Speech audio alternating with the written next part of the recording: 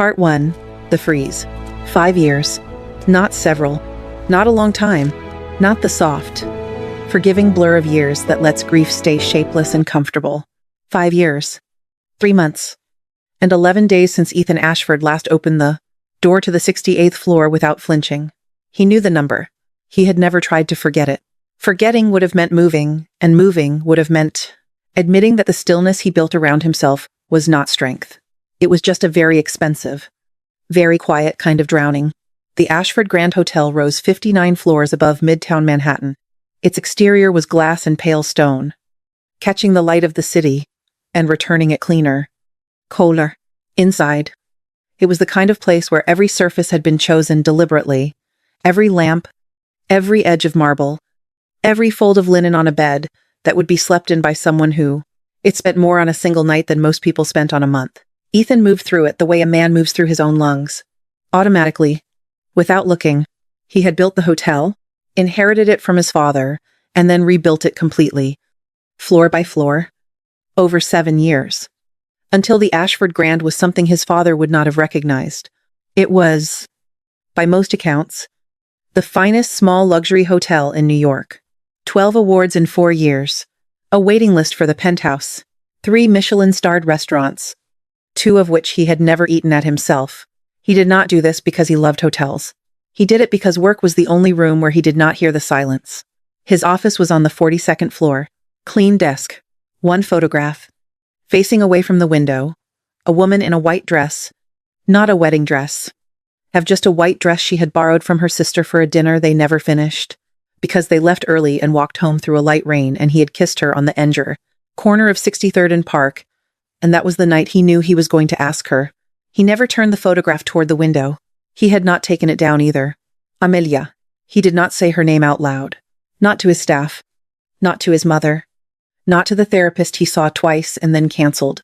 He kept it internal, a word that lived just below his collarbone, pressing upward sometimes at night, pressing until he got up and walked the hallways of his own hotel at 2 in the morning, checking that the lobby flowers were fresh, that the overnight concierge had everything he needed, that the world he could control was still controlled.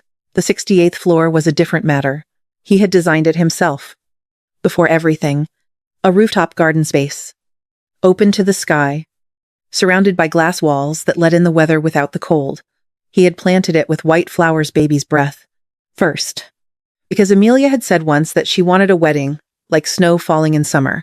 Then white roses, white peonies, white ranunculus. The whole floor smelled like something between a garden and a cloud. The wedding was supposed to happen there, 7 days before the ceremony. Amelia's car was struck on the BQE by a truck that ran a red light.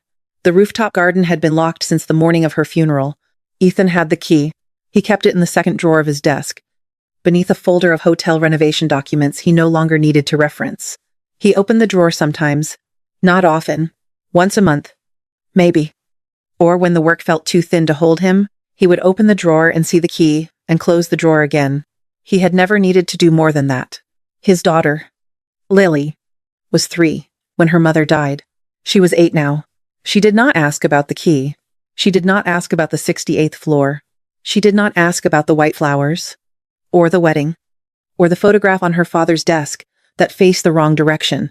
She had learned not to ask. Lily lived on the 58th floor, in a suite that had been retrofitted with bookshelves and a drawing table and a window seat that looked north toward the park. Her days had a careful structure, a tutor from 9 to noon, lunch alone or with her nanny, afternoons drawing or reading, dinner with her father when his meetings ended, which was usually between 7 and 9. She drew the same things. Always. A woman in a white dress, without a face, a bouquet of white flowers, a door that was always closed. The staff knew not to comment on her drawings. The nannies, 4 of them, over 5 years, had all been gentle and capable, and eventually asked her father if there was something more they could do. There wasn't. They left, politely, and were replaced. The therapist said Lily was processing, that her art was healthy expression, that the absence of a face in the drawings was common for children working through early loss. Ethan read the reports. He filed them. He increased the art supply budget. He did not go to Lily's room and sit with her while she drew far 8. He was afraid of what she would see in his face. He was afraid she would see that he was also still processing. 5 years later, and that a father who was still drowning was not a useful thing for a child to have. So he worked. He improved the hotel. He read the reports. He attended the galas and smiled correctly and gave to charities that bore his family's name. The rooftop door stayed locked. The drawing table stayed covered in closed doors and faceless women, and the 68th floor breathed its trapped air. Very slowly. In the dark. This is where the story begins. Not with him. Not yet. With a delivery order placed at 11:47 on a Tuesday evening in December, for 120 stems of white baby's breath to be brought to the Ashford Grand before the Thursday charity gala. The order was placed by his events coordinator. It was fulfilled by a small flower shop in Brooklyn called Bell and Stem, and the girl who carried the flowers in from the cold was named Nora. If there's a space in your life, a drawer you open sometimes, and close again without taking anything out, drop one word below that describes it. We read every single one, and if stories like this one feel like something worth returning to, there's a little button just below this video. We don't chase numbers. We just keep the light on for people who find their way here. Part 2. The girl who carries the broken ones. Nora Bell had been waking up at 4:15 in the morning since she was 17 years old. Not because she set an alarm, because that was when the flower market opened. And her mother had taught her that the best stems went to the people who arrived first before the restaurant buyers, before the hotel coordinators, before anyone who thought flowers were decoration rather than something alive that needed attention. Her mother had been wrong about a lot of things, the way gentle people often are, but she had been exactly right about flowers. Nora was 26 now. The shop was called Bell and Stem, which had been her mother's name for it. And Nora had kept that too, the name. The handwritten price tags. In the habit of saving every broken stem in a jar by the register instead of throwing it away. The shop was small, one room. Really. With a refrigerated case along the left wall and a work table in the forcent, back where Nora spent most of her hours with her sleeves rolled up, cutting and binding and talking to the flowers in a low, steady voice that her only part-time employee, a 19-year-old named Danny, found either soothing or unsettling, depending on the day. Brooklyn in December was cold and specific. The cold had a texture to it, not the abstract, clean, cold of hotel lobbies, but the kind that came off concrete and rusted iron and the particular damp of a neighborhood where the buildings remembered things. Nora walked to the market every morning. She carried the flowers home. She opened the shop at 7. She closed at 6. She did not own a car. She had considered it twice and decided against it both times. Because a car felt like a commitment to staying somewhere, and Nora had not yet made that commitment. Not consciously, not in any way she could point to and say, yes, this is where I have decided to be. The delivery order from Ashford Grand Events had come in on a Tuesday. 120 stems of baby's breath, white, premium grade. Thursday, before 6 p.m.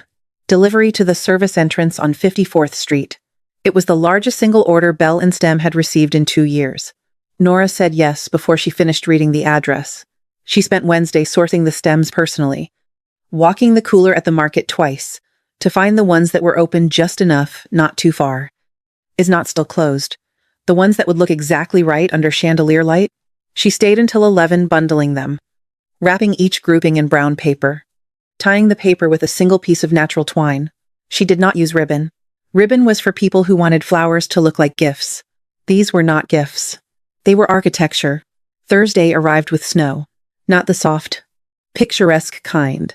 The kind that came sideways and made the city look like it was being corrected. Nora left Brooklyn at 4:30 with the flowers loaded into a rolling cart she had borrowed from the market, covered in a canvas drop cloth she had borrowed from the hardware store 2 winters ago and never returned. The service entrance on 54th was exactly where the email said it would be. A short man in a gray uniform checked her delivery paperwork without making eye contact, told her the freight elevator was around the corner, and then answered a phone call and stopped paying attention to her entirely. Nora took the freight elevator up. The flowers were heavy. The cart had one wheel that pulled left. The elevator smelled like cleaning product, and the kind of silence that happens when a space has been used for serious work for a long time. She stepped out onto a wide corridor. Not the guest corridor. For the staff one and followed the signs for the ballroom service entrance. She was reading the numbers on the doors when she stepped through an unmarked door and found herself in the main lobby of the Ashford Grand Hotel. She understood her mistake immediately. The lobby was not beautiful. Exactly. It was something more specific than beautiful. It was the kind of space that had been designed to make a person feel the weight of other people's certainty. The ceiling was very high. The floor was pale marble. There was a chandelier that was not trying to impress anyone, which was how you could tell it cost more than Nora's annual rent. The guests moved through the space slowly, in the way that people move when they know they are being watched and are comfortable with that knowledge. Nora was wearing a wool coat with a fraying left pocket. Her boots had left a trail of wet footprints behind her from the door. She was holding a cart with 120 stems of flowers covered in a borrowed canvas drop cloth. She looked, in this room, exactly like what she was. She was already turning to find the service corridor when the security guard reached her. He was broad, middle-aged, with the particular expression of a man whose job required him to make certain assessments and execute them quickly. "Wrong entrance," he said. Nora held out the delivery paperwork. "I'm scheduled for the ballroom floor. I took a wrong turn from the freight elevator. If you can point me back to, this entrance is for guests." "I understand. I'm not trying to use it as a guest. I just need to get back to the..." He took the cart handle. Not roughly. That was the thing about it. He did it with the confident, dismissive efficiency of someone who had done this before, who had learned that doing it without roughness was cleaner, to left fewer complaints, and he began walking the cart toward the front door. Away from the ballroom. Away from where the flowers needed to go. "Sir, those are for the gala tonight. The events team ordered. Someone from events will come down and collect them. They're perishable. They need to be in water within." He pushed through the front door and set the cart outside on the steps. In the snow, the canvas drop cloth shifted. Several bundles listed sideways. One slid off the top, and the brown paper caught on the iron, railing and tore, and the stems inside fanned out and fell. A slow, white scatter across the Ashford Grand's front steps, onto the dark stone, into the snow. Nora came through the door behind him. She did not say anything. She crouched down. She began picking up the stems one by one, checking each one, cupping the flower head gently, checking the cut end, deciding which ones were still good and which ones had been damaged in the fall. She worked quickly and without drama. The way someone works when they know exactly what they are doing, and the knowing is enough. A few guests passed. One woman laughed softly at something her companion said, whether it was about Nora or something else entirely. It was impossible to say. It did not matter. It landed the same way. Nora kept working. She was on the third bundle when she heard the footsteps on the stairs above her small. Careful. Not the footsteps of someone who had been sent somewhere, but of someone who had come on their own. She looked up. On the wide staircase that curved from the mezzanine to the lobby, a child was standing. Small, 8 years old, dark hair, and the particular stillness of a child who has learned that staying very still is sometimes the only control available to them. She was wearing socks without shoes, which meant she had come from somewhere warm in a hurry. The child looked at Nora. Then she walked down the stairs. The lobby shifted. Not loudly, just the way a room shifts when it notices something unexpected is happening and cannot decide yet whether to interfere. The girl crouched down on the bottom step. She picked up one of the fallen stems, a single branch of baby's breath, bent at the junction just below the flower cluster. Not broken entirely, but angled in a way that meant it would never stand straight in an arrangement. She held it out toward Nora. Nora looked at the stem. Then she looked at the girl. The girl's face was careful, the way faces get careful when they have been careful for a long time. Not sad. Exactly. Not the active, wet grief of recent loss. Something older and quieter than that. The kind of careful that comes from learning to hold feelings at a specific distance so they do not spill. Nora knew that distance. She had practiced it herself. The girl said, very quietly, "Is a broken flower still pretty?" She was not asking about the flower. Nora understood this. She did not say so. She took the bent stem from the girl's hand, turned it gently in her fingers, and looked at it the way she always looked at things. She was deciding whether to save. "Yes," she said. "It just needs someone who knows how to place it right." The girl looked at her for a long time. Then, so small, it was almost not there at all, just the faintest movement at the corner of her mouth. The ghost of something that had once known how to be bigger and hadn't forgotten entirely. She smiled. On the mezzanine above them, half hidden by the angle of the balcony railing. A man stood very still. He had come down to see what the disturbance was. He had been about to turn away. He did not turn away.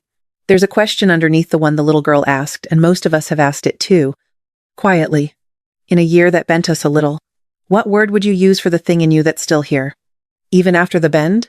Leave it below. We're collecting them. Part 3. The first crack. Ethan did not make impulsive decisions. This was something people said about him in meetings, in profiles, in the quiet assessments that powerful people make of each other over dinner. He was deliberate. He was thorough. He had once spent 4 months evaluating a single renovation proposal before approving it. And the delay had cost him a contractor but saved him a structural problem that would have taken 3 times as long to fix. He made the decision about Nora Bell in under 6 minutes. He went downstairs. He found the security guard and told him, briefly and without visible emotion, that the woman with the flowers was to be escorted to the Roshan floor, the ballroom floor, and given full access to the arrangement space.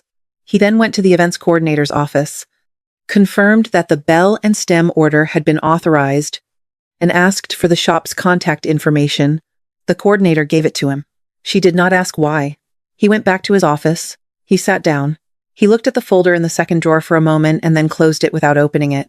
Then he picked up the phone and called Bell and Stem directly. Nora answered on the third ring, slightly out of breath, which meant she was still working, still in the middle of the arrangements. Probably standing at whatever surface the ballroom had given her. Bell and Stem. This is Ethan Ashford. A pause. Brief. She was either surprised or recalibrating. He suspected both. Mr. Ashford, the flowers are almost done. I'm sorry about the lobby. I took a wrong turn from the... That's not why I'm calling. Another pause. I'd like to arrange a standing order. He said. Weekly delivery to the 58th floor. Specific requirements. I'll have my coordinator send the details. She was quiet long enough that he wondered if the call had dropped. The 58th floor, she said. Is that a guest suite? It's where my daughter lives. He did not explain further for, he did not say, my daughter smiled tonight for the first time in longer than I can justify to anyone. He did not say, I watched from the mezzanine and I don't know exactly what I saw, but I know it was the first time in 5 years something in that building felt like it moved. He said, white flowers only. Baby's breath when available.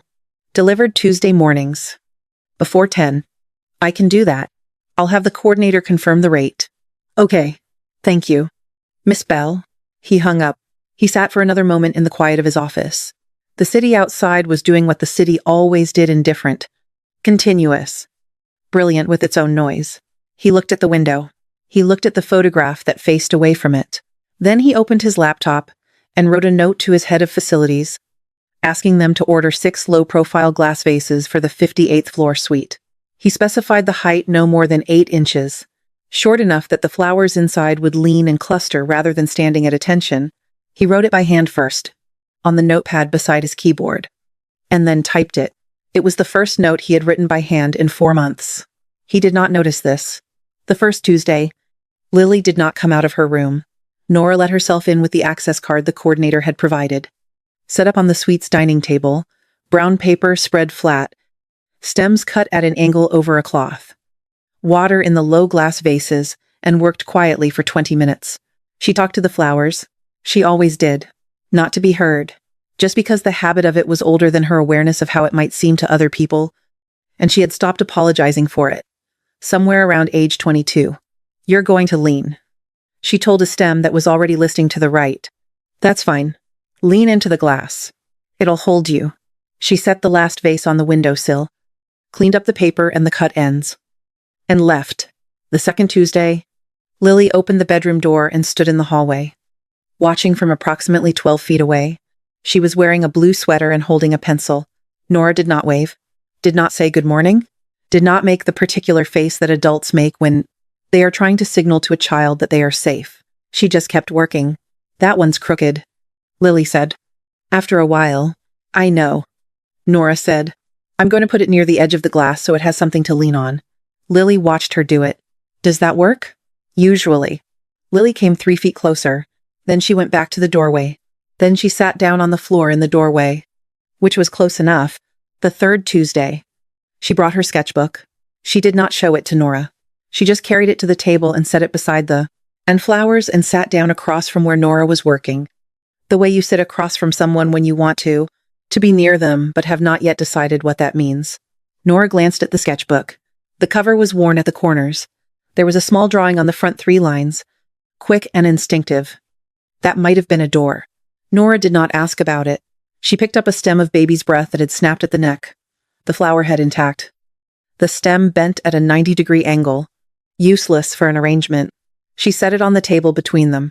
Then she reached into her kit bag and took out a small piece of white thread. She wound the thread carefully around the bend, not tight enough to crush, just enough to hold the angle. Then she set the stem in a small glass of water on its own, leaning, crooked, the flower head resting on the rim of the glass like someone with their chin on a windowsill. Lily watched. "It can still drink?" Nora said. "It just does it differently now." Lily looked at the stem for a long time. Then she opened her sketchbook to a fresh page and began to draw. She did not draw the door. She drew the flower. The cocoa happened on the 4th Tuesday. Nora had walked from the subway. The temperature was 11 degrees with wind. By the time she reached the service entrance, her hands were the particular shade of red that happens when cold moves from discomfort into something more insistent. And she had been gripping the cart handle for 40 minutes, which had not helped. She did not mention this. She let herself into the suite, spread the brown paper, began cutting stems. Her fingers were slower than usual. She dropped the shears twice. The second time, she pressed her hands flat on the table for a moment, waiting for the warmth of the room to work its way back into them. She did not know Ethan was in the suite. He had stopped by to leave a document for his coordinator, who was using the adjoining meeting space. He was standing in the short corridor between the rooms, about to leave, when he saw Nora press her hands to the table. He left. 9 minutes later she had timed it, without meaning to. In the way that you time things when you notice them, the member of the hotel staff appeared in the doorway with a tray. On the tray was a single cup of hot cocoa. Not coffee, not tea, not the complimentary beverage service that the 58th floor standing amenities included. Hot cocoa, in a white ceramic cup, with a small card beside it that said only, "From the kitchen, no name." Nora looked at the cup. She looked at the doorway, which was empty. She picked up the cup and held it in both hands, and stood there for a moment with the warmth moving back into her fingers, looking at the window. Then she said, "To the empty room, the hotel serves exactly one person, apparently." From the corridor, very quiet, if came a sound she would not have identified as significant if she hadn't been paying attention. A short exhale, almost silent. The kind a person makes when they are trying not to laugh and are mostly succeeding. Nora smiled at the window. She did not turn around. She drank the cocoa. She finished the arrangement. She packed up her kit, left the vases in their places, one on the table, one on the windowsill, one on the low shelf by the door, and took the cart back to the service elevator. In the elevator, going down, she looked at her hands. The red had faded. Her fingers were warm. She thought, "I should not read anything into a cup of cocoa." She thought this very deliberately and seriously. And the way you think something when you are already aware that the warning is arriving slightly too late. The 5th Tuesday, Lily showed her the sketchbook, not the new drawing, the old ones. She set the book on the table, opened to the middle, and stepped back, not watching, technically, but positioned in a way that meant she would know immediately when Nora looked at it. Nora looked, the woman in the white dress, without a face, over and over the same figure, on page after page, sometimes centered, sometimes near the edge, sometimes very small in the corner as if the page were a room she had wandered into, always without a face, always with white flowers, always beside a door. The door was the same on every page, arched at the top, handle on the left, a thin line of light underneath visible in most drawings, absent in a few, which was somehow worse. Nora studied the drawings for a long time. She did not say, "These are very good." She did not say, "Tell me about your mom." She did not say, "It's okay to feel sad." She reached into her kit and took out the pressed flower envelope she carried with her, an old habit. Dried flowers she collected and kept flat between wax paper. For the cards she sometimes made for hospital wards and nursing homes on slow Fridays, she took out a small sprig of dried baby's breath. She set it on the page, on top of the faceless woman's chest, gently, like a corsage, like something being offered. She would have had good taste. Nora said, "White flowers in winter. That's a real choice." Lily was very still. "My mom liked them," she said. So quiet, it was almost internal. Then she had excellent taste. Lily looked at the dried flower on the page. Then she looked up at Nora, a full, direct look, the kind that children give when they have decided something about a person and want to see if the person will notice. Nora met her eyes. She did not flinch, did not soften her expression into reassurance, just held the look, steady and honest. The way you hold the look of someone who needs to know you can be looked at without looking away. Lily reached out and very carefully moved the dried sprig of baby's breath from the faceless woman's chest to the door. She placed it over the thin line of light underneath. Then she turned the page, and she began to draw. Lily moved the flower to the door instead of the dress. Most of us would have missed what that meant. Did you catch it? Leave one word below that describes something you used to keep hidden but place somewhere visible. Even just once. Part 4. Two people watching each other. Here's the thing about watching someone you have not yet decided to love. You notice everything. You catalog it without meaning to the way they hold a pair of shears, the way they push their hair back with their wrist when their hands are occupied, the particular quality of their silence when they are concentrating versus when they are simply choosing not to speak. You build a private record of the person, and then one morning you open the record and realize it is very long, and you understand that you have been deciding for a while without knowing you were deciding. Ethan Ashford was a man who had made 10,000 decisions in the last 5 years. He had not made a single one about himself. He started watching her the second week. Not intrusively. He had work that could be done from the suite's adjoining office. And he began, gradually, to schedule more of it there on Tuesday mornings. He told himself this was efficient. The suite had good light. The noise level was low. He watched Nora, the way you watch something that is doing exactly what it is supposed to do, with the quiet attention of a person who has forgotten what it looks like when something works. She moved carefully, not slowly. She was actually quite fast once she was in the rhythm of it, but carefully, in the way people move when they understand that what they are handling has already been through something and deserves a certain kind of consideration. She talked to the flowers. He had noticed this the first week. Through the half-open door. Allô. Constant murmur. The specific register of someone who is not performing for an audience. She said things like, "You're going to be fine here. The light is good." Or, "I know you're tired. You came a long way." Or, "Once." To a bunch of eucalyptus she was adding to the edge of an arrangement. "Nobody asked you. But you're helping anyway. Thank you." Ethan, hearing this, had looked up from his laptop. He had looked back down. He had not been able to read the paragraph he was on for the next 7 minutes. Lily began talking. Not constantly. Not the sudden, unbridled speech of a child who has been released from a constraint. It was more careful than that, more like a plant that has been moved to a window and is testing the light, one leaf at a time, to see how much warmth it can receive before it needs to regulate. She told Nora about the flowers she liked best. She liked the ones that looked ordinary up close and extraordinary from a distance. Baby's breath. Wax flowers. Statice. She did not like roses because, she said, roses were for people who didn't want to think about flowers. Nora found this precise and correct. She told Lily that the flowers she liked best were the ones nobody commissioned. The ones that ended up in the leftover bucket on Friday afternoon, the single stems from broken bunches. The ones that hadn't sold because they were a color that didn't match anything else that week. She collected them and brought them to the cardiac ward at Methodist Hospital on Saturday mornings. "Why the cardiac ward?" Lily asked. "Because the people there are waiting for news," Nora said. "And waiting is easier when there's something alive in the room." Lily thought about this for a long time. Then she said, "Can I come with you sometime?" Nora looked at her. "You'd have to ask your dad. He'll say it's too far. Then we'll ask again."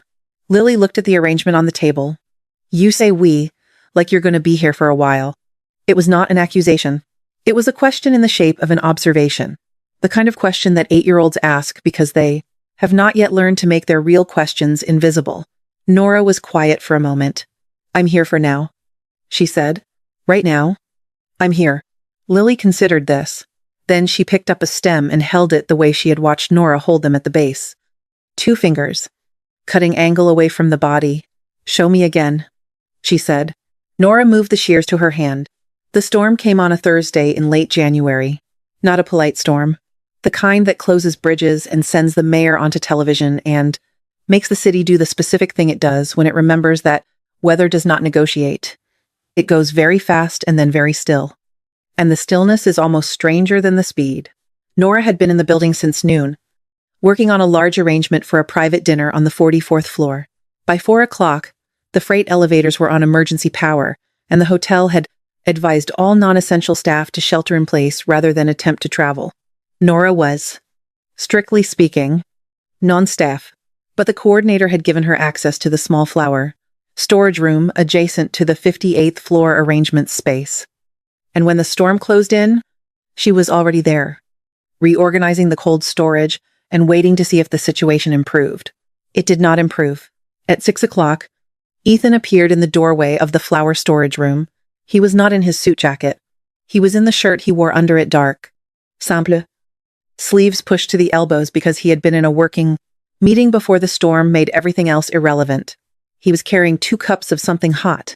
He looked at her. She looked at him. He held out 1 cup. Kitchen is still running. It's soup. She took it.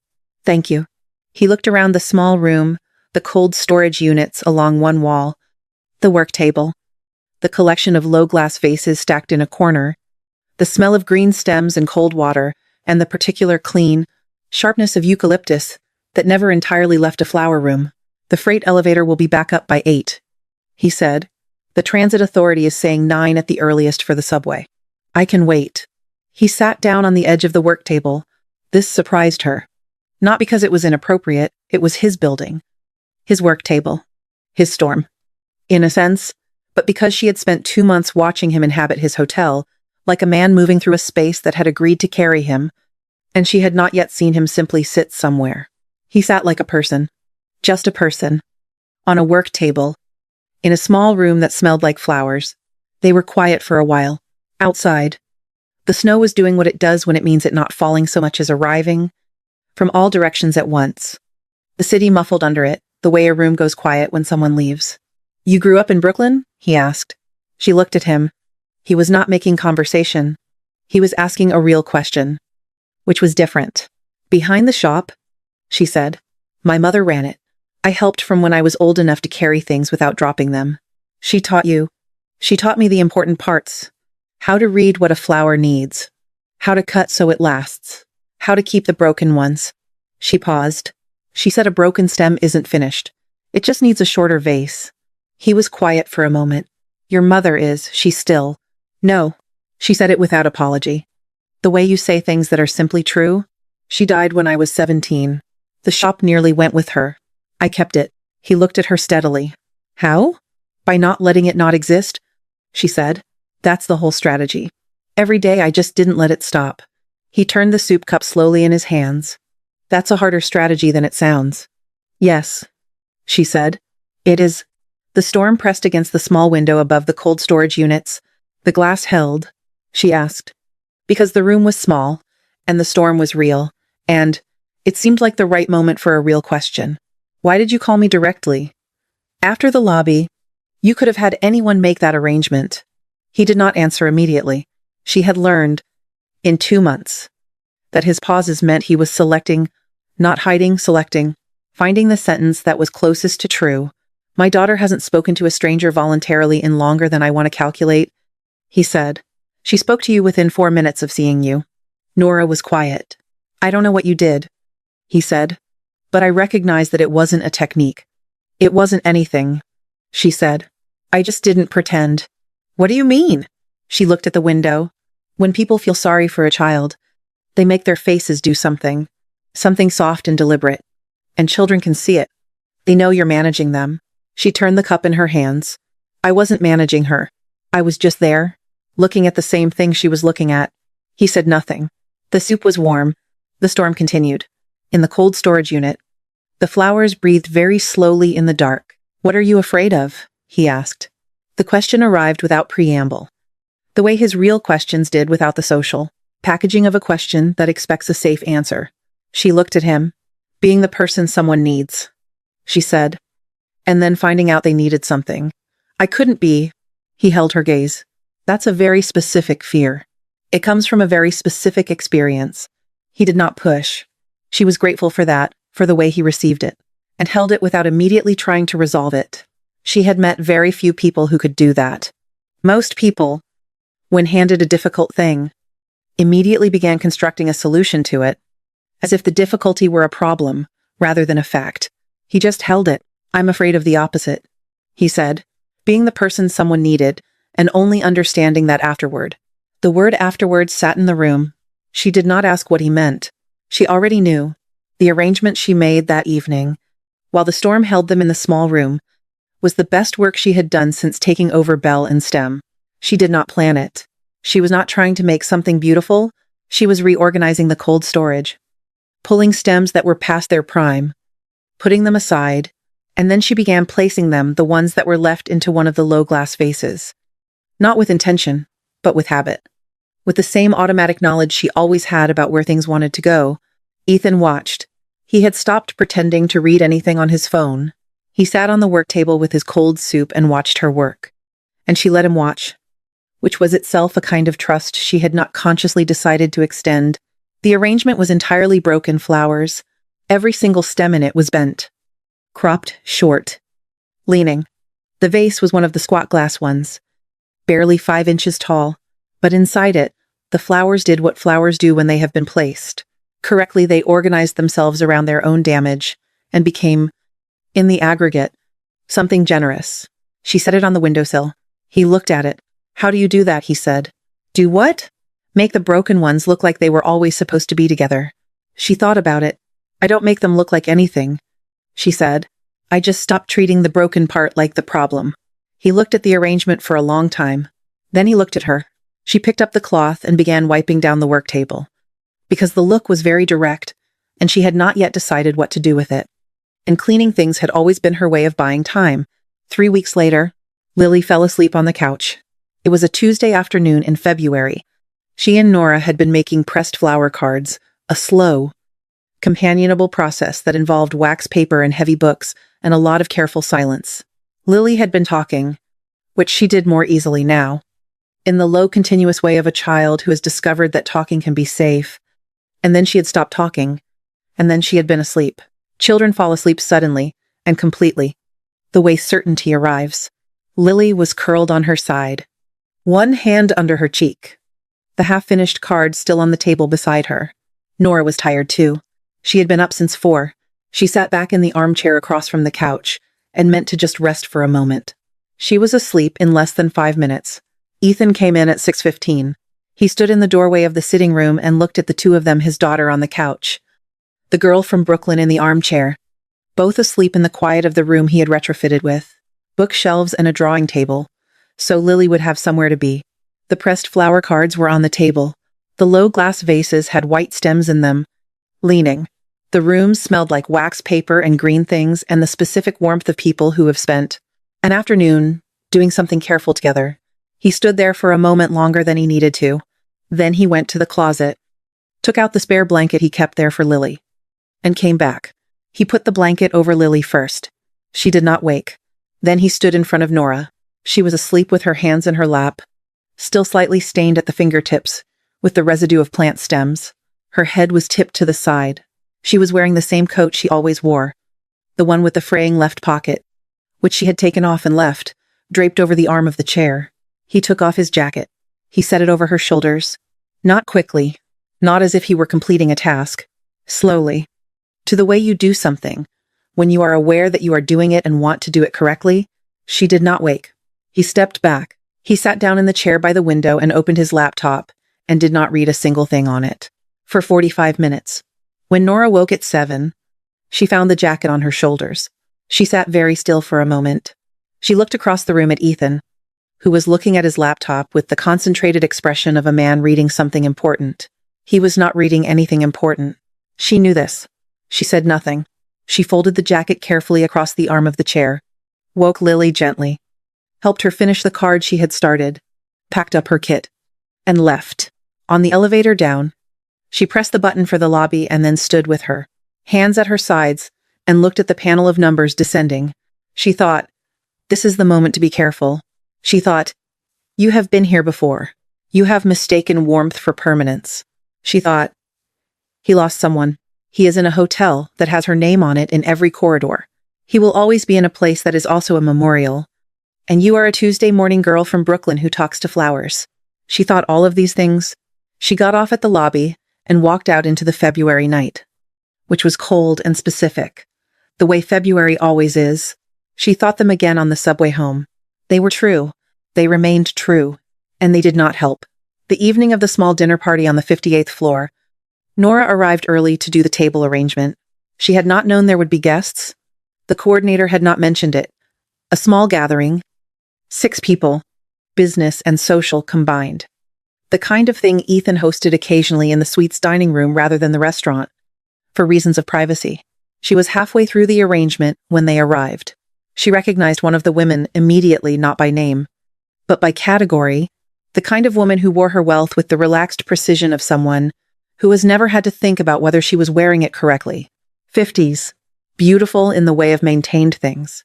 A husband beside her who laughed at his own observations. The woman recognized Nora too. Nora could see it in the way she paused, that fractional hesitation. The recalibration. The placing of a face in a context it was not expected to appear in. I remember you, the woman said. To no one in particular. From the lobby. Wasn't it? In December. The room was not large. Everyone heard. Nora kept her hands on the arrangement. The little scene with the flowers. The woman said, with the tone of someone telling a charming story about themselves. I wondered where they put you. I'm the florist. Nora said. Even. Factual. Yes. Of course. The woman smiled. Very enterprising. Someone laughed. Very quietly. The kind of laugh that doesn't commit to itself. Ethan had been across the room. He crossed it. He did not say anything on the way across. He arrived beside Nora with the ease of someone who has simply decided where he is standing. And he reached out and took the completed section of the fromestate arrangement from the table and moved it to the center. Adjusting its position, it was not his to adjust. He didn't do it well. He set it slightly off-center. And Nora almost corrected him automatically before she understood what he was doing. He was standing beside her. Occupied. Present. A man who is beside someone is not a man whose judgment of that person is available for public comment. He turned to the room. I should introduce everyone properly, he said. This is Nora Bell. She runs Bell & Stem in Brooklyn, which has been doing the flowers for this floor since January. If you've noticed the arrangements, they're hers. He said it the way he said everything, level, unambiguous, without the particular warmth that would have made it sound like a defense. It was not a defense. It was a correction. The woman smiled again. Differently this time. Nora looked at the arrangement. She straightened the section he had moved. Laughter. When the guests had settled into the dining room and Nora was packing up her kit in the hallway, Ethan came out. You didn't have to do that, she said. Do what? She gave him a look. He was quiet for a moment. No, he said. I know. She picked up her kit bag. She wasn't wrong. Entirely. Nora said. I'm not a guest here. I don't need to be treated like one. You don't need to be treated the way she treated you either. She stopped. She looked at him, a direct look. The kind that asks something without asking it aloud. He looked back. She said, Why does it matter to you? He said, You know why? She was quiet for 3 seconds. Then she picked up her kit bag and walked to the elevator. She pressed the button. She did not look back. But her hand, when she pressed the button, was not quite steady. He moved a flower arrangement slightly off-center, just to stand beside her. No explanation. No speech. Sometimes the most honest thing a person does is the smallest. What is one small thing someone did that told you everything without saying a word? Leave it below. Just one thing. Part 5. The threat. Victoria Ashford had buried a daughter-in-law she had not yet had. This was the part no one ever accounted for. The obituaries named Amelia. The grief counselor spoke to Ethan. The pediatric therapist spoke to Lily. No one thought to ask the woman who had spent 4 years learning how to love a person, who had not yet officially joined her family, who had rearranged her opinions, her habits, her Sundays, to make room for someone her son had chosen, what it was like to lose her. Victoria had not asked either. She was not that kind of woman. She was the kind of woman who understood, from a very early age, that the way you survived devastating things was to remain functional within them. You kept appointments. You attended dinners. You maintained the posture of a person who had not been broken because the alternative letting the breaking be visible, accomplished. Nothing except making other people uncomfortable and yourself weaker. She had raised Ethan this way. She understood. Now, that this had not been entirely correct. She was not yet sure what to do with that understanding. She had been watching Nora Bell for 6 weeks before she made the appointment. Not intrusively. Victoria was a woman who could observe from a considerable distance with complete accuracy. She noticed the Tuesday mornings. She noticed the way the 58th floor had gradually changed. Not loudly. Not with renovation or redecoration. But in the specific way that a room changes when it has been inhabited more honestly. There were flowers everywhere. There was wax paper residue on the dining table that the staff cleaned, but that returned each week. There were small pressed flower cards lined up on Lily's windowsill. She noticed that Lily had begun eating breakfast before noon. She noticed that Ethan, 3 Tuesdays in a row, had canceled afternoon meetings he would previously have kept. She noticed that the photograph on his desk had been turned, fractionally, toward the window. Victoria noticed all of this, and she felt 2 things simultaneously, which was the most honest she had been with herself in years. She felt relief, and she felt terror. The relief was simple. Lily was returning to something. Ethan was becoming, incrementally, a person again. The floor she walked every time she visited felt less like a museum and more like a place. The terror was also simple. She had watched her son love someone completely. She had watched what happened when that person was gone. She had watched Lily grow from a 3-year-old who called for her mother in the night into an 8-year-old who had learned not to call for anyone at all. She had watched 5 years of careful, costly, well-intentioned effort fail to move either of them more than a centimeter. And now a girl from Brooklyn who talked to plants had walked in during a snowstorm and done in 2 weeks, what no specialist had accomplished in 60 months, which meant, if Victoria followed the logic to its end, that whatever Lily was building with this girl was real things. When they broke, caused real damage. Victoria had witnessed exactly one instance of real damage in this family. She was not willing to witness another. The tea room was on the 32nd floor. Small, private, reserved for family use. Victoria had arranged it herself. 3 chairs. 1 table. A window that looked west over the river. She had tea brought at 3 o'clock, which was precise and deliberate. Because arriving at a meeting on time signals consideration, and arriving early signals anxiety. And Victoria had not been anxious in the visible sense since 1987. Nora arrived at 3 exactly. She was wearing her good coat, not the fraying one. A different one. Charcoal gray. Worn at the cuffs but presentable. She had come from a delivery. There was a faint green stain at the edge of her right sleeve that she had not managed to remove entirely. She sat down. She did not look around the room the way people who were impressed by rooms looked around them. She looked at Victoria directly, which Victoria noted. Victoria poured the tea herself. This was intentional. It established the register of the conversation, not formal enough for the hotel staff to serve, personal enough to require care. An in-between space. Victoria was fluent in in-between spaces. "Thank you for coming," Victoria said. "Of course," Nora said. "I'll be direct. Since I imagine you have a delivery schedule." Something flickered in Nora's eyes. Not offense. More like, she recognizes what I'm doing. Which was, Victoria supposed, its own kind of answer. Lily has made significant progress. Victoria said. The change in her over the last 6 weeks is it has been meaningful to all of us. Nora waited. What you've done for her is not something that can be easily valued. Victoria continued. But the family would like to acknowledge it. She slid the envelope across the table. Nora looked at it. She did not touch it. "What's inside?" she said. "A check. Substantial enough to assist with the flower shop. Whatever you need, repairs, expansion, equipment." Nora looked at the envelope for another moment. Then she looked at Victoria. "And what does the check mean I should do?" she said. Victoria studied her. This was what she had needed to assess whether the girl was naive or whether she was clear. Naive was a problem. Clear was something else entirely. She was clear. "Lily is 8 years old," Victoria said, setting down her cup. "She has lost the most important person in her life.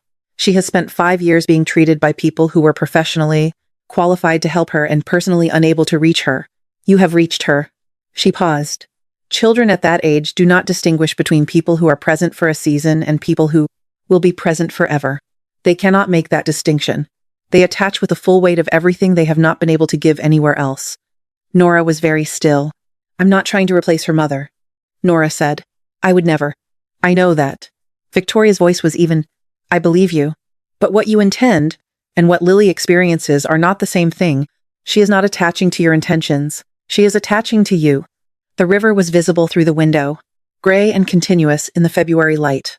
If you leave in 6 months, Victoria said, it will be the second time someone Lily loves has disappeared from her life. The first time was not preventable. This one might be. Nora looked at the table. Victoria watched her absorb it.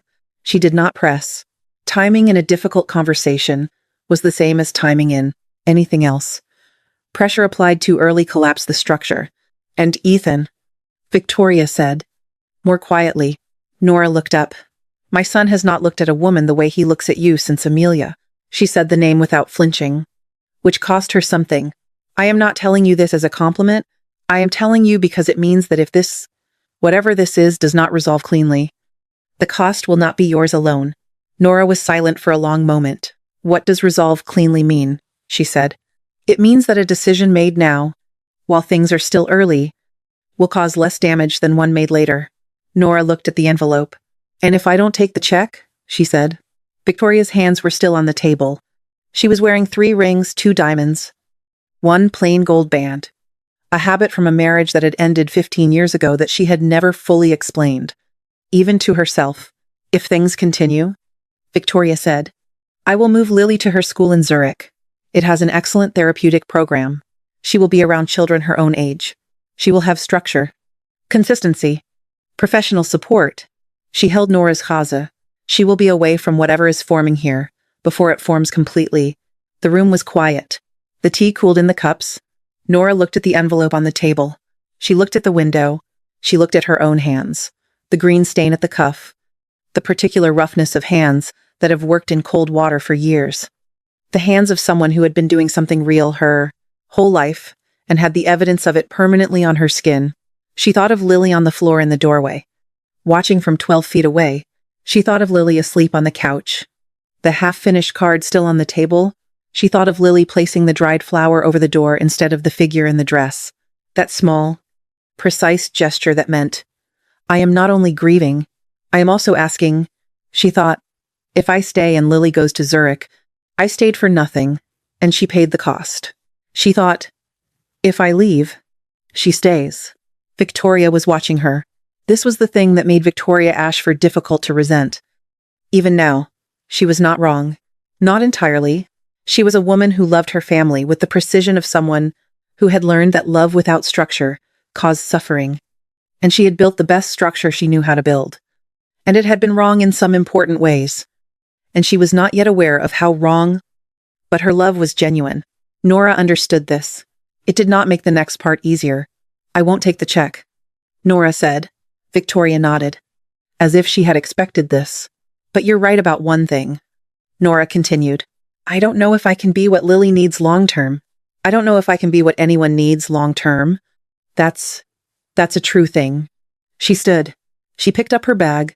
She looked at Victoria one more time directly. The way she had looked at her from the beginning. The reason Lily reached out to me in the lobby, Nora said, was because I wasn't pretending. I wasn't managing her. I was just there, doing something real. She paused. If you send her to Zurich, make sure whoever's there is actually there. Not managing. Actually present. She left. Victoria sat alone in the tea room for a long time. She looked at the envelope on the table. She looked at the window. She thought about what Nora had said actually there. Not managing, and felt the specific discomfort of recognizing yourself in a description you did not intend to occupy.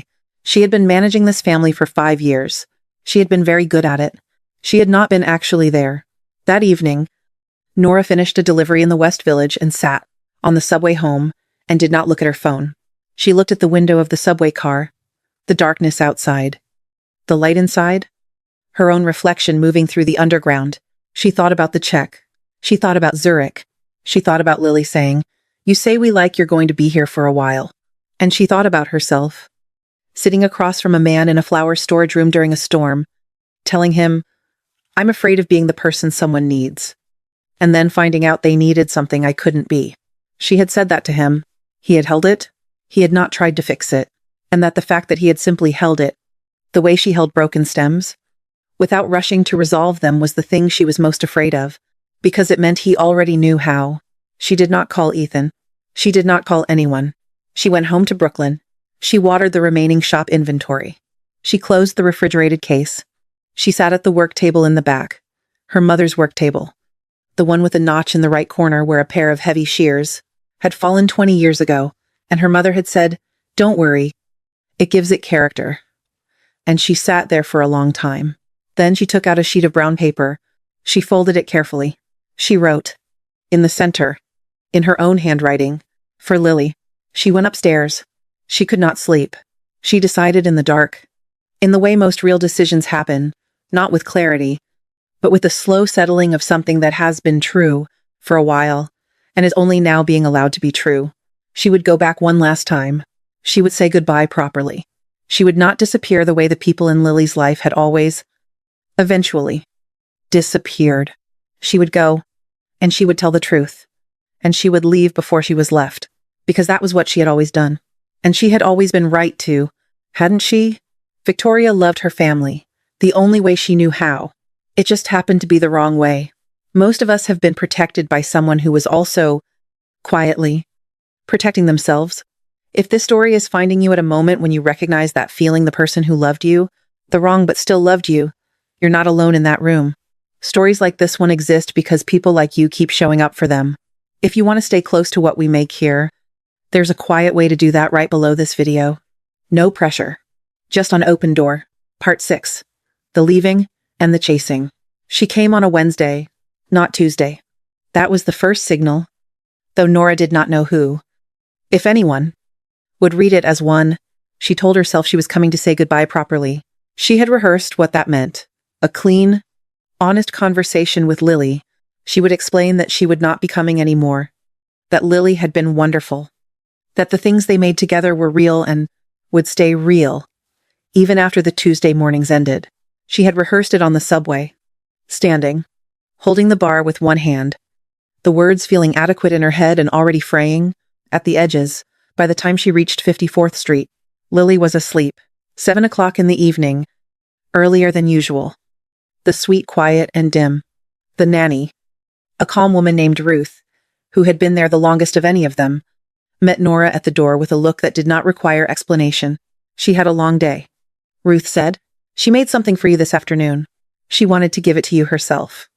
"But it's okay," Nora said. She went into the sitting room. Lily was on the couch, in the same way she had fallen asleep a few weeks ago, one hand under her cheek, hair across her face. The particular completeness of a sleeping child that makes the room feel both full and fragile. On the table beside her was a card, pressed flowers, baby's breath. Mostly, with one small dried violet in the corner. On the inside, in Lily's careful, effortful handwriting, for Nora, because you knew where to put things. Nora stood over the card for a long time. She did not pick it up immediately. She stood with her hands at her sides and looked at the 8 words and understood that they were the most accurate description of her anyone had ever written, including herself. Then she picked it up. She held it. She set her kit bag down on the chair. She reached inside and took out the things she had, prepared in Brooklyn, a bundle of dried baby's breath, wrapped in brown paper and tied with white thread, a small pressed flower card of her own, made at the work table the night before, and the broken stem, the one from the lobby in December, the one she had wound with white thread to hold it at its bent angle, the one she had kept in a small glass of water in the shop for 2 months, because she could not bring herself to throw it away. She had brought it wrapped in wax paper, the thread still on it. She set the bundle on the table beside Lily. She set the broken stem beside it. She opened her card. She had spent a long time on the words. In the end, she had written only, "A broken flower does not lose its beauty. It only needs someone who is not afraid of the bend. I was not afraid of yours. You were not afraid of mine. That does not go away." She folded it and wrote Lily on the outside. She stood there for another moment. She almost woke her. She did not wake her. She picked up her kit bag. She went to the doorway and stopped and looked back at the sleeping child and the bundle on the table and the light in the room, which was the particular low gold of winter evenings in a place that has been lived in carefully. She had not cried yet. She was the kind of person who cried later, in private, after the thing that warranted it had already passed. She had learned this about herself at 17, and it had not changed. She left. She stopped at the end of the corridor, where the hallway turned toward the 68th floor service stairs. She did not know why she stopped there. The locked door of the upper floor was not visible from this corridor. She could not see it, but she could feel the weight of it somehow, the particular gravity of spaces that have been sealed too long. In the way a house with one locked room is not quite the same as a house with none. She put her hand flat on the wall. She said, "I'm sorry." She was not sure who she was saying it to. She took the service elevator down and walked out into the cold BC. Lily woke at 6 the next morning. Early. In the way she woke when something in her sleep had already told her something was different, she lay still for a moment, listening to the suite, the heat coming through the vents, Ruth moving in the kitchen, the city beginning its Thursday outside the window. Then, she went to the sitting room. She saw the bundle on the table. She stood in the doorway for a moment. Then she walked to the table and picked up the card and read it. She read it twice. She set it down. She picked up the broken stem in its wax paper wrapping. She unwrapped it carefully. The way you open something you understand is fragile. The stem lay in her palm, bent at its angle, the white thread still holding it. The flower head small and dry and still pale. She looked at it for a long time. Then she looked at the empty doorway. "Nora?" Ruth appeared from the kitchen. Lily looked at her. The question on her face was not quite a question yet, still in the stage where it might resolve itself if she waited another moment. If the answer was simply that Nora was in another room, in the bathroom, coming back. "She came last night," Ruth said, gently. "You were sleeping? She didn't want to wake you." Lily looked at the doorway again. Then she looked at the bundle, the card, the broken stem. She understood. She moved fast. The way children move when the body decides before the mind catches up. She went to the hallway. She went to the elevator. She pressed the button 6 times. Quickly. Which did not make it arrive faster, but was the only thing available to do. The elevator did not come quickly enough. She took the stairs. She came out on the lobby level and crossed it at a run bare feet on the marble. The bundle clutched to her chest past the front desk, past the startled morning concierge, through the side corridor and up the staff stairs to the 58th floor, and then further, instinctively, to the locked door at the top of the stairwell that she had never once been permitted to approach. The 68th floor. She stopped in front of it. She had never stood this close to it before. The door was plain service gray. Unremarkable. Nothing about it that explained why it mattered so much. But she had known from the time she was small enough to understand that certain doors were not just doors, that some of them were also walls. And some walls were also the shape of a feeling that no one had found the right words for yet. She pressed her forehead against the door. Ethan found her there. He had been in his office when Ruth called. He came up the stairs, still holding his phone, still in the clothes he had slept in because he had not slept. And he came around the corner and saw his daughter standing with her forehead against the locked door of the 68th floor, with the bundle of dried flowers pressed to her chest and her bare feet on the cold floor of the corridor. He crouched down. "Lily!" She turned. Her face was not the face of a child performing grief. It was the face of a child who had run out of the particular patience that children develop. When they learn that their feelings are difficult for the adults around them to manage. She left. Lily said, "I know. You knew she was going to leave." He did not answer. "Did you ask her to leave?" "No." Then why didn't you ask her to stay?" The corridor was very quiet. The question hung there. Very clean.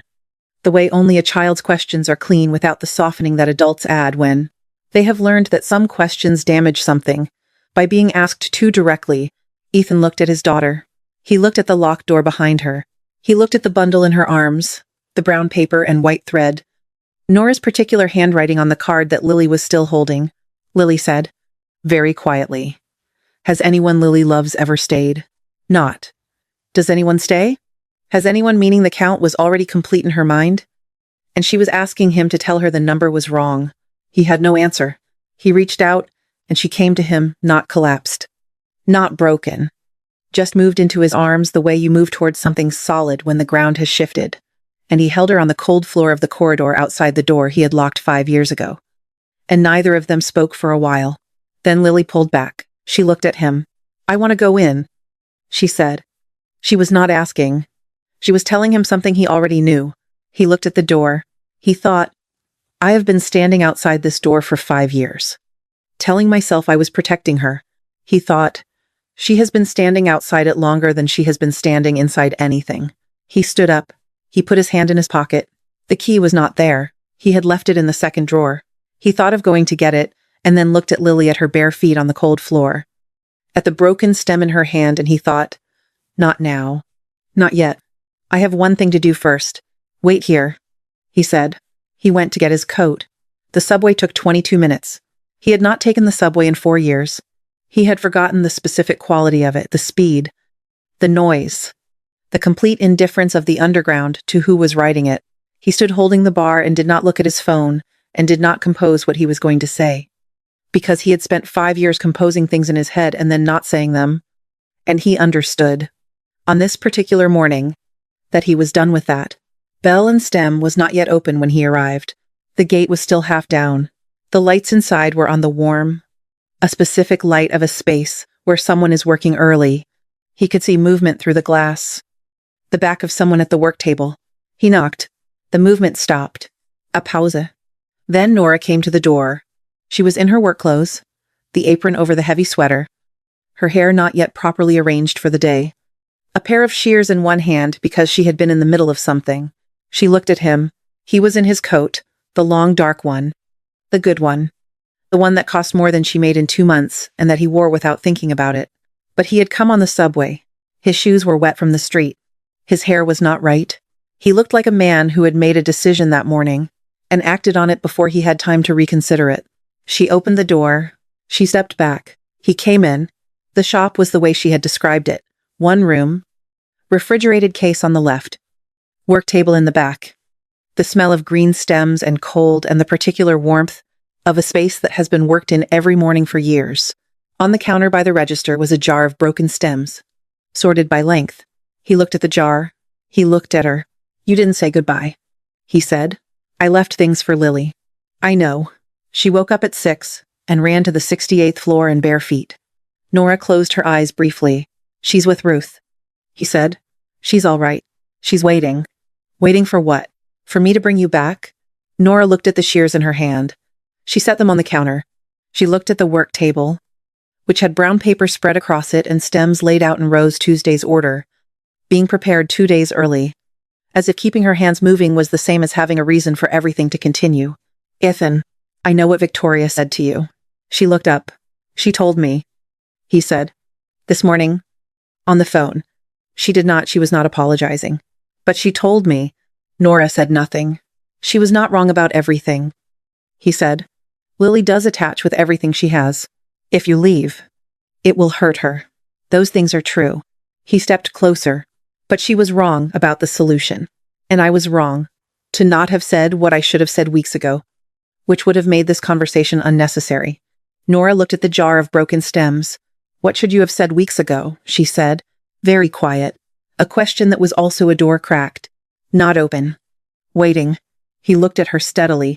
That I don't want you here because of Lily, he said. Lily is the reason I called you the first time. She is not the reason I've been in that office every Tuesday for 2 months. Nora did not answer. She is not the reason I put my jacket on your shoulders, he said. She is not the reason I know you take your coffee black, because the cocoa costs extra.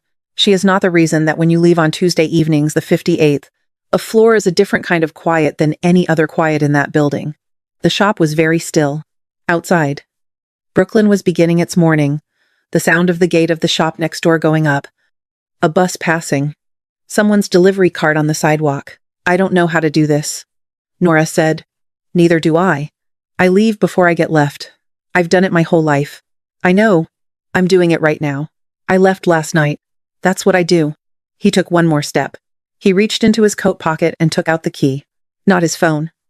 Not a card. Not anything that belonged to this conversation in an obvious way. Just the key, old, plain. The kind that came with a lock, rather than being made for it. The kind of key that looked ordinary and wasn't. He set it on the counter between them. She looked at it. That's the 68th floor, she said. Yes. You've had that in your desk for 5 years. Second drawer. Under a folder I stopped needing a long time ago. She looked at it. Why are you giving it to me? He was quiet for a moment. Because I can't open that door by myself, he said. I've known that for a while. I just kept telling myself that keeping it locked was the same as protecting what was behind it. He looked at her directly. The way he had looked at her in the flower storage room during the storm, without selection, without the composed surface of a man who decided everything in advance. Come back, he said. Not for Lily. For all of it, for the parts that are hard, and the parts I don't know how to do, and the parts that will take longer than either of us can plan for. She looked at the key on the counter. She looked at him. She said, Your mother will not make this easy. No. Your hotel will always also be a memorial. Yes. I talked to Flowers. Something shifted at the corner of his mouth. I know, he said. I've been listening for 2 months. She looked at the key one more time. Then she picked up her apron and untied it and set it on the work table.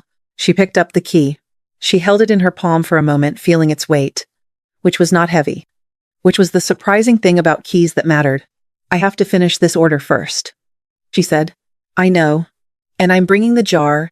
He looked at the jar of broken stems on the counter. The jar, he said. Someone needs to take care of them. He picked up the jar. He held it the way she had shown him without gripping. Just cradling. The way you hold something that has already been through something and deserves a certain kind of consideration. She turned back to the work table. She finished the order. He stood in the shop in his good coat with his wet shoes and the jar of broken stems and waited, without looking at his phone, without composing anything in advance, without doing anything except being there while she worked. It took 40 minutes. He did not find it long. He stood in a Brooklyn flower shop in his good coat, holding a jar of broken stems, waiting without being asked. Sometimes the person who chases you back does not arrive with words. They arrive with the right hands.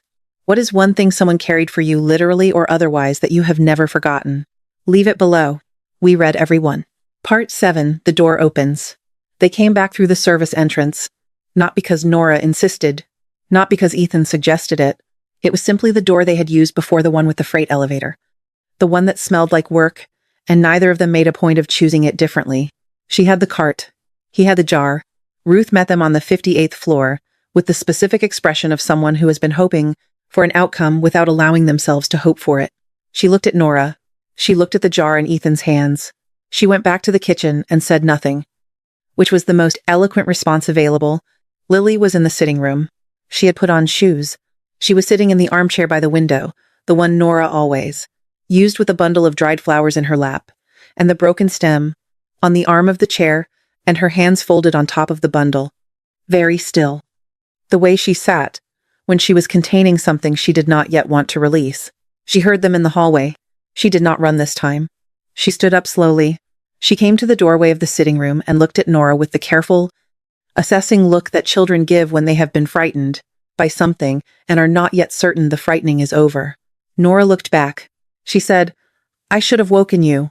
Lily looked at her for another moment.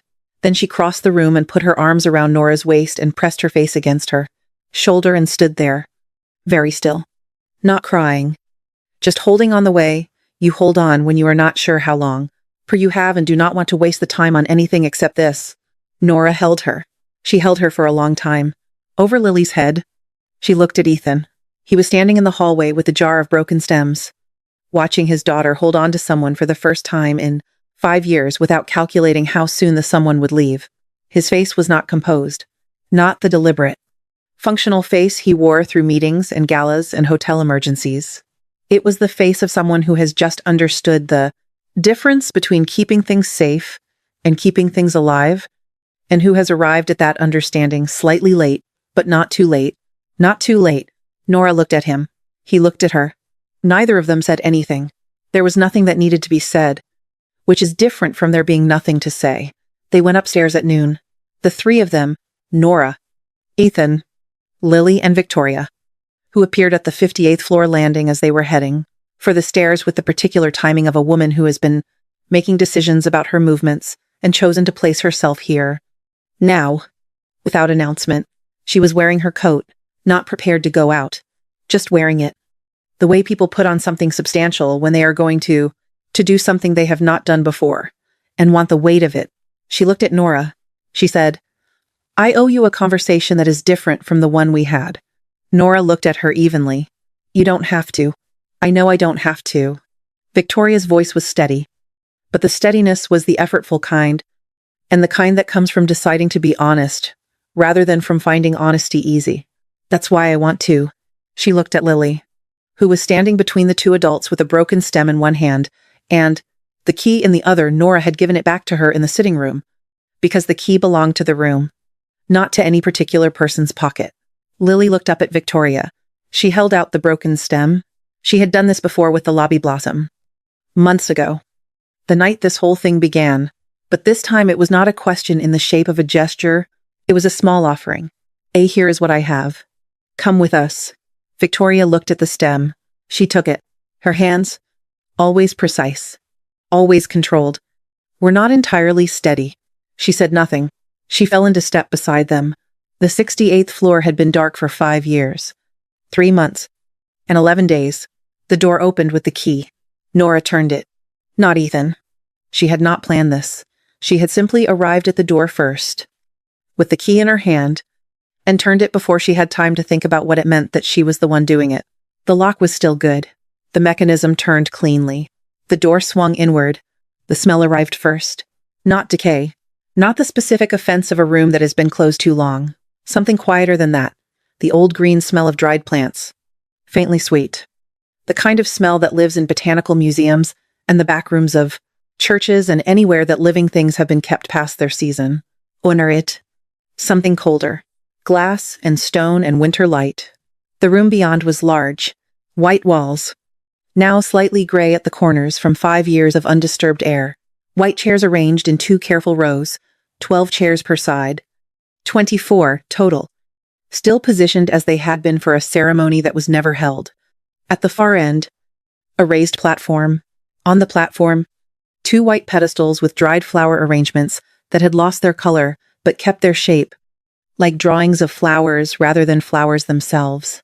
And along the walls the planters, baby's breath, or what had been baby's breath, bone dry now, brittle, pale as old paper, but still there, still in the planters, still shaped like a garden, even in its long-preserved stillness, as if even dried and stripped of color and abandoned for 5 years. It had decided to continue being what it was. Lily walked in first. She walked slowly, the way you walk in a place that is new, and also, somehow, the way you walk when you are somewhere you have drawn many times without having seen it. She went to the nearest planter. She put her hand in it. The dry stems shifted under her fingers. A few crumbled slightly at the touch. Most held. She looked at her hand. She turned to Nora. Can these come back? She asked. Nora came to stand beside her. She looked at the dried stems carefully, the way she looked at everything, with the attention of someone who understood that looking was the prerequisite to knowing. Not these, she said honestly, but we can plant new ones. Lily considered this. In the same planters? Sama planters. Same place. They'll be different flowers, but they'll be in the same soil. Lily looked at the planter for another moment. That's okay, she said. She said it the way she said things that were true rather than things that were performed quietly. To herself as much as to anyone. The settled tone of a child arriving at a conclusion she had been working toward for a long time. That's okay. In the center of the room, on the platform, there was a small table Nora had not noticed at first. On it was the music box. Pale wood. A simple inlay pattern on the lid. The handle on the side, worn smooth where it had been turned many times. Lily went to it. She put her hand on the lid. She looked at her father. Ethan was standing just inside the doorway with his hands at his sides. He had come into the room but had not moved further, standing on the threshold the way you Ds stand when you are giving yourself permission to be somewhere before committing to it fully. He looked at his daughter's hand on the music box. He looked at the room, the chairs, the dried flowers, the platform, and the winter light coming through the glass walls and falling on all of it. In the particular way that light falls on things that have been waiting. He said, "Go ahead." Lily opened the lid. She wound the handle 3 turns, four, until it reached the resistance that meant it was ready. Then she let it go. The music came out slowly. An old mechanism. The gears moving carefully, after years of stillness. The notes arriving one at a time, like something remembering how. Simple. Quiet. The kind of melody that does not announce itself. Lily stood with her hand still on the open lid and listened. Then, carefully, clearly, with the full brightness of something that had been stored somewhere, dark for 5 years, and was ready now to come back to the light. She smiled. Not a small smile. Not the ghost of one. A real one, open. Unhurried. The smile of a child who has decided, in this specific moment, that it is safe to show what is actually happening inside her. Ethan crossed the room. He crouched down in front of her. He put his hands on her face, just holding it. The way you hold something you need to see clearly. He was crying. Not the careful, controlled expression of a man containing grief. Just crying. In the straightforward way of someone who has found something they had not let themselves look for. Lily put her arms around his neck. It's okay. Dad, she said, against his shoulder. It's still pretty. Victoria, who had been standing near the door with the broken stem in her hands, made a sound. Not a word. Not a name. Just a sound, the kind that happens when something that has been held at a careful distance for a very long time is finally allowed to arrive. She went to the nearest white chair. She sat down in it. She looked at the broken stem in her hand for a moment. Then she looked at Nora, who was standing a few steps away, watching all of it, with the expression of someone who is a witness and knows it. Victoria said, I have spent 5 years believing that keeping this family intact meant keeping it still. She looked at the music box. I was wrong about what intact means. She was quiet for a moment. A broken flower, she said slowly, turning the stem in her fingers, is not a ruined flower. She looked at Nora. You understood that before any of us, it was the closest Victoria Ashford would come. In public. To an apology. It was also, Nora recognized, exactly what she had said to Lily in the sitting room 5 months ago. Returned to her from a direction she had not expected. The music box played. The dried flowers held their shape along the walls. Lily laughed, a real sound. A child's sound. Sudden and brief. Triggered by something her father said quietly against her ear that no one else heard. The laugh arrived and left the way laughter does in rooms that have been silent too long. A little startling. A little too loud. And then immediately right. Ethan looked up at Nora over Lily's shoulder. She looked back. He stood. Slowly. He crossed the space between them, not quickly. Not with the decisive certainty of a man who had made up his mind, but with the particular unhurried honesty of someone who was not pretending anymore. He stood in front of her. He took her hand. Not both hands. Just one, her right hand. The one with the green stain that had never entirely come out. The one that had been cold too many times in too many winters, and had the texture of years of careful work. He held it. He said nothing. She said nothing. The music box played its slow, recovered melody. Outside the glass walls, New York was doing what it always did, indifferent. Continuous. Brilliant in its own particular way. But in this room, on the 68th floor, the air moved for the first time in 5 years. 3 months. And 11 days. It moved the way rooms move when they are no longer sealed. Epilogue: the scribe closes the book. Ruth had worked on the 58th floor for 14 months. She had outlasted 3 nannies, 2 therapists, 1 dietary consultant, and a period of 6 weeks during which the hotel's head of facilities had come upstairs daily to adjust the heating system and been quietly terrified of making things worse. She had seen Lily go from a child who ate standing up, alone, to a child who saved the good chair at the dining table for Nora on Tuesday mornings and complained, mildly and specifically, when the flowers leaned the wrong way. She had seen Ethan cancel fewer meetings. She had seen Victoria place a bending flower into a lobby vase and leave it there. Uncorrected, she had not said much about any of it. Ruth was not a woman who said much about the things she saw. She had learned, in 23 years of working in other people's homes, that the most important skill was to be present without being a presence, to move through a space carefully enough that people forgot she was keeping record of it. She was keeping record. She wrote it in the small notebook she kept in her jacket pocket, in a handwriting that was small and slanted and entirely her own, not for any purpose, just because she had always believed that certain things deserved a witness. On the morning, Ethan came back from Brooklyn with a jar of broken stems and the shop key and 40 minutes of waiting in his good coat. Ruth wrote. He carried the jar the whole way, both hands. On the afternoon, Lily laughed in the 68th floor for the first time in longer than she had. I've been alive to remember. Ruth wrote. She didn't look surprised, like she'd been waiting for herself to get back. And on the evening, Some weeks later, when the 68th floor reopened, not as a sealed room, not as a locked memory, but as a rooftop garden space with new white flowers in the planters and chairs rearranged to face the view rather than a ceremony that never happened. When the hotel posted a small notice at the front desk that said the terrace would be available on Sunday afternoons for anyone who wanted to come and sit and bring flowers if they wished, Ruth wrote. Lily helped with the planting. Nora showed her how deep. Victoria came on the second Sunday and sat in the chairs for 40 minutes and did not say much. When she left, she took a stem of baby's breath and put it in her coat pocket. Nobody commented on this. Then she closed the notebook and put it in her pocket and went to make sure the Tuesday order had arrived. It had white flowers. From Brooklyn. Stems cut at an angle, wrapped in brown paper. Tied with white thread. A small pressed card tucked under the twine. She set them in water. She went about her day. There is one more thing.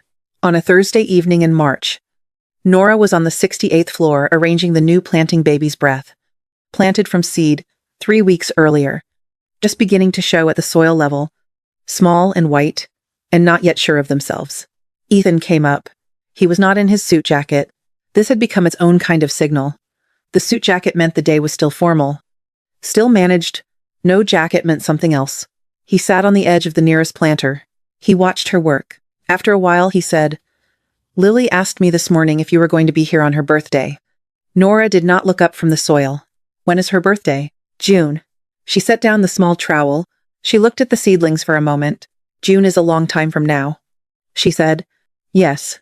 A lot of things could change. Yes. She looked at him. But you're asking anyway. He looked back at her with the expression she had learned to read, the one that was not composed. Not selected. Not the face he kept for people who needed to see a certain version of him. The face that was just his face? I'm asking anyway, he said. She turned back to the seedlings. She pressed the soil down around one of the small stems gently, carefully. The way you do it when you want the roots to hold, but you don't want to break what's just started. Tell her yes, she said. Yes, she should come? Yes, I'll be here. He was quiet for a moment. For the birthday, he said. She looked at him, directly, the look that asked without asking. And after, she said. He did not smile immediately. He absorbed it first. The way he absorbed difficult things held it. Let it arrive completely. That recognized it for what it was. Then he smiled. And it was? Ruth wrote later in her notebook. From memory. Because she had not been in the room but had seen his face. When he came down from the 68th floor that evening. The kind of smile that belongs to a man who has finally stopped counting the days between himself. And the last time something was good, somewhere in this story, there is a door you have been standing outside. Maybe you are carrying the key and waiting for permission to use it. Maybe someone handed it to you and you are still surprised by how ordinary it feels in your hand. The door does not require a perfect moment. It only requires that you turn. If you have been finding these stories, if they find their way to you on the days when you need them, then you already know what this space is for. Stay close to it. There is always another door waiting to be part of the next one. And if you have a word, just one for the door in your life that is still waiting, leave it below. We are collecting them. Carefully. The way you collect broken stems. Nothing is wasted here.